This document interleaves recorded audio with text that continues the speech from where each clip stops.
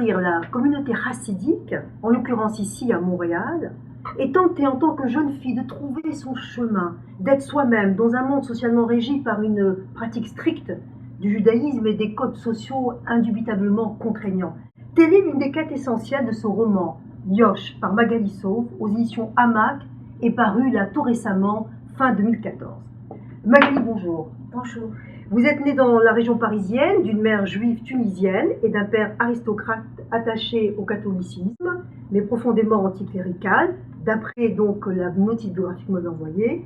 Votre éducation est le fruit d'une éducation élitiste et vieille France, comme vous le définissez vous-même, du côté de votre père et plus orientale, du côté de votre mère.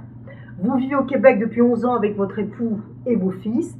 Vous avez été enseignante dans des écoles chassidiques, ici à Montréal, au primaire et au secondaire, durant des années, vous nous en parlerez dans quelques instants, tout en passant une maîtrise en éducation et entreprenant un doctorat en éducation. Vous êtes aujourd'hui conseillère pédagogique.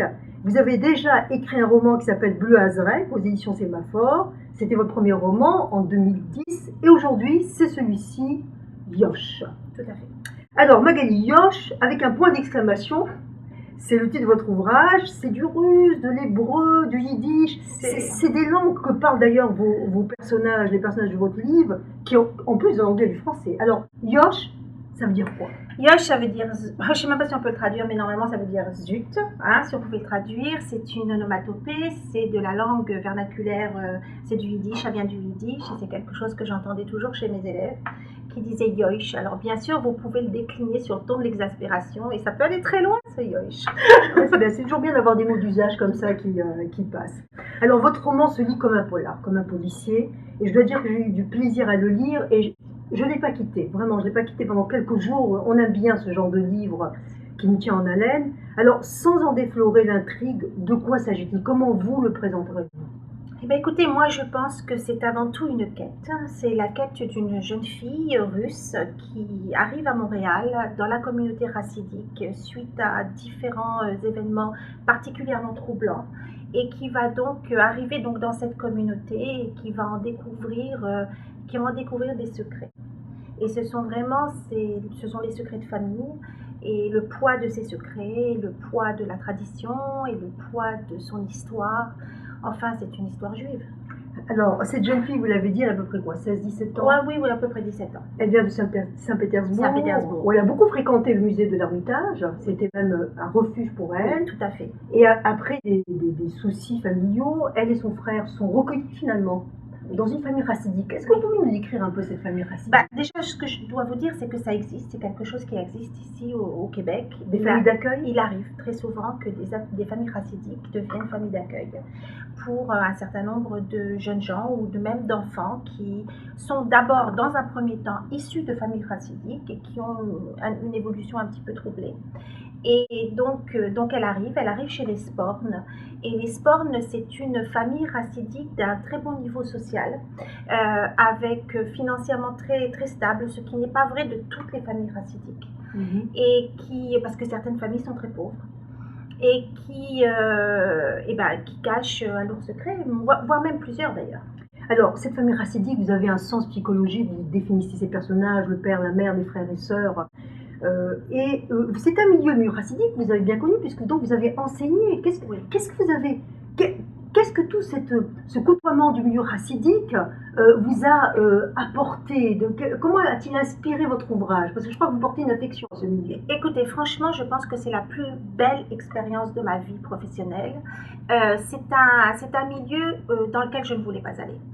J'y suis allée parce que j'arrivais ici à Montréal et que je devais travailler et qu'on m'a proposé ce poste.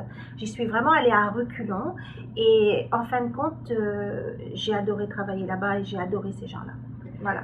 Alors, j'aimerais lire la quatrième de couverture parce qu'elle nous donne un peu quand même le goût de ce à quoi est confrontée cette jeune fille qui vient, on l'a dit, de Russie et qui débarque dans cette famille chassidique. Cache tes coudes, tes genoux et tes clavicules et porte des bas en tout temps. Ne t'exhibe pas, ne te déhanche pas et retiens tes cheveux par un bandeau. N'écoute pas de musique à la mode, ne chante pas, ni ne fredonne. Tu pourrais charmer les mâles présents. Ne lis pas de livres interdits. Ne te lance dans aucun commentaire inapproprié devant des enfants à propos de sottises. etc., etc. Ben, Alors, elle est confrontée à un monde qui a des codes très stricts quand même socialement. si vous voulez, c'est un petit peu moi qui étais confrontée à ça. Parce que moi, quand je suis arrivée en tant qu'enseignante, on m'a pas dit fais, on m'a dit ne fais pas. Ne fais pas, ne fais pas, ne fais pas, ne fais pas, ne fais pas, ne fais pas. Et il a fallu que je trouve mon chemin à travers je ne fais pas. Et je pense l'avoir trouvé parce que je suis quand même restée 5 ans dans cette école. Et puis je voudrais rajouter aussi que je me suis retrouvée face à des petites filles avec tellement d'intelligence que ce chemin, c'est elles qui m'ont aidé à le trouver. Alors, votre ouvrage regorge, vous avez un vocabulaire qui est extrêmement riche et je l'ai dit, des touches psychologiques d'observation. Moi, par exemple, j'ai adoré cette phrase.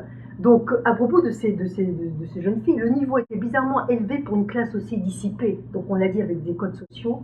Dans un univers où les êtres étaient dépossédés de leur corps, les extrémités s'exprimaient à outrance. Les mains, les pieds et les lobes d'oreilles gigotaient à qui mieux mieux. Oui, qu'est-ce que je voulais vous dire oui, c'est vraiment ça, je pense. Alors, votre ouvrage, il parle aussi du vivre ensemble. Là, on rappelle qu'à Montréal, il y a à peu près 16 000 chassidim, soit à peu près 17% de la communauté juive. Ils se partagent entre les groupes de Vizhny, Satmar, Skver, que vous avez évoqué, Belz, Tosh, Lubavitch, Bobov, Bunkatz et Klausenberg. Je pense que je les ai tous dit par ordre d'importance. Alors, sur le rapport du voisinage, il y a une autre scène que j'aime beaucoup. Donc, cette jeune fille russe n'a pas peur des chiens. Et elle est avec la jeune fille dont elle s'occupe, parce qu'au fond, accueillie par cette jeune fille, elle va devoir aussi pas mal s'occuper des enfants. C'est un peu une Cendrillon, par moment. Et alors, elle croise, vous allez vous expliquer sur ça, elle croise une voisine qui manifestement manifeste d'hostilité à l'égard de son monde racidique, puis qui a un chien. Elle n'a pas peur des chiens, donc elle arrive à amadouer ce chien. Ça, c'est pour la voisine, pour lui dire tu continues plus à faire peur. Et elle se tourne vers la petite fille en lui disant, qui la remercie, là, elle lui dit tu vois, elle ne fera plus je sais pas, de menacer avec son chien. Quant à toi, un petit salut poli ne te tuera pas. Le voisinage, c'est comme les plates-bandes, il faut l'entretenir. Mais oui, mais je pense que c'est vrai, vous savez, je pense que les relations entre la communauté francophone et les racidiques et la communauté anglophone et les racidiques n'est pas du tout n'est pas dressée sur le même ton, et je trouve ça fort dommage. Et je pense que moi, dans ma pratique, j'ai eu beaucoup l'occasion de voir des francophones québécois qui ne demandaient qu'à vraiment communiquer avec leur voisinage. Et je pense qu'un tout petit peu de savoir-vivre arrangerait bien les situations à autrement. De part et d'autre. De part et d'autre. Alors, vous le dites aussi, c'est pas qu'ils sont indifférents ou hostiles à leurs voisins, c'est qu'en fait, ils n'ont pas le temps parce qu'ils sont très occupés. Vous parlez d'une course pour faire correspondre le spirituel et le matériel. Tout à fait, mais c'est exactement ça. Ils ont un emploi du temps tellement chargé, leur semaine est tellement réglée, leurs heures à l'intérieur de leur journée même sont tellement réglées qu'ils n'ont pas le temps pour tout ce qui est superflu. Donc ils courent tout le temps, donc le voisinage est parfois un petit peu superflu. Sans parler qu'également vous avez la langue qu'ils comprennent très bien mais qu'ils ont parfois du mal à parler. Donc voilà, c'est toute cette situation, à mon avis, est le nid d'un malentendu. Alors, il y a à plusieurs reprises, vous revenez sur l'histoire des cheveux. Donc, on le sait, dans certains groupes racidiques, pas tous, les femmes, lorsqu'elles sont mariées, se coupent les cheveux et se couvrent la tête. Et ça, c'est une douleur. Je veux dire, il y a plusieurs scènes qui le montrent. Écoutez, parce que moi, vraiment, j'ai connu ces jeunes filles-là. Au moment, couper les cheveux, c'est une chose, se raser la tête en est encore une autre. Finalement, c'est un petit peu suivant ce que votre belle-mère, les coutumes de votre belle-mère. Donc, si votre belle-mère, parce que finalement, vous êtes choisi par votre belle-mère, vous comprenez bien, vous n'êtes pas choisi par votre futur fiancé ou futur mari. Il se voit quand même un petit peu. Moi, dans la communauté, ça dépend. Ça dépend vraiment de l'ouverture de la communauté. Il y a certaines communautés, oui, où ils peuvent se rencontrer. Il y a certaines communautés où ils ne font que se croiser. C'est-à-dire qu'ils sont dans un hôtel, l'Intercontinental ici à Montréal, et ils se croisent. Vraiment, ils se croisent dans un couloir.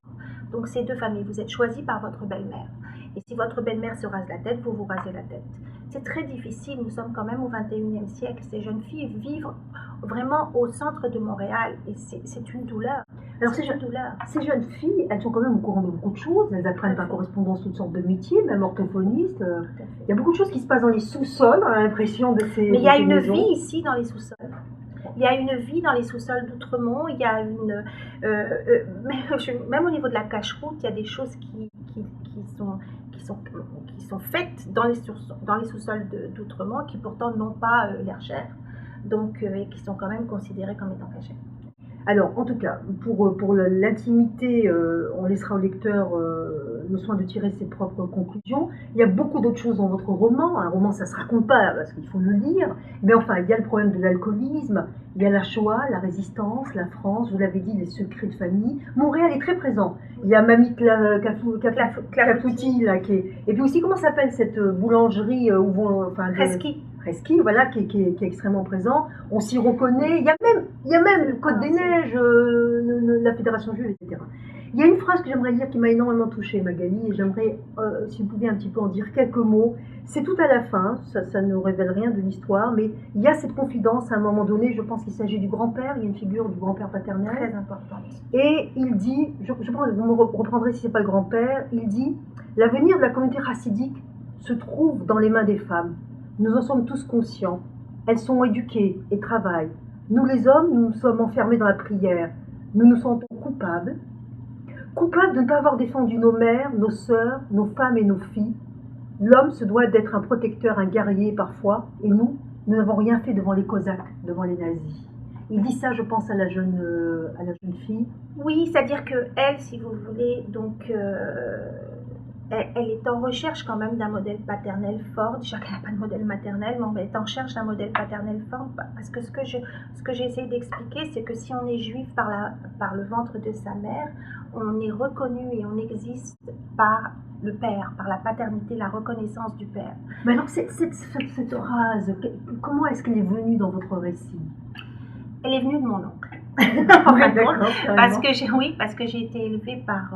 j'ai perdu mon père, donc j'étais relativement jeune. J'ai été élevée par le mari de ma tante, qui est un Ashkenaz, polonais, apatride en fait, mais polonais, qui a vu sa sœur mourir et qui ne m'a jamais dit ça, mais en fin de compte, c'est ce que j'ai compris. Je pense que toute sa vie, il a regretté de ne pas avoir été capable de sauver sa sœur.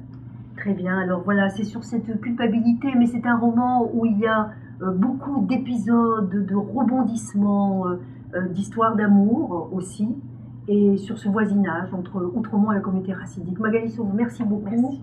Et bonne lecture.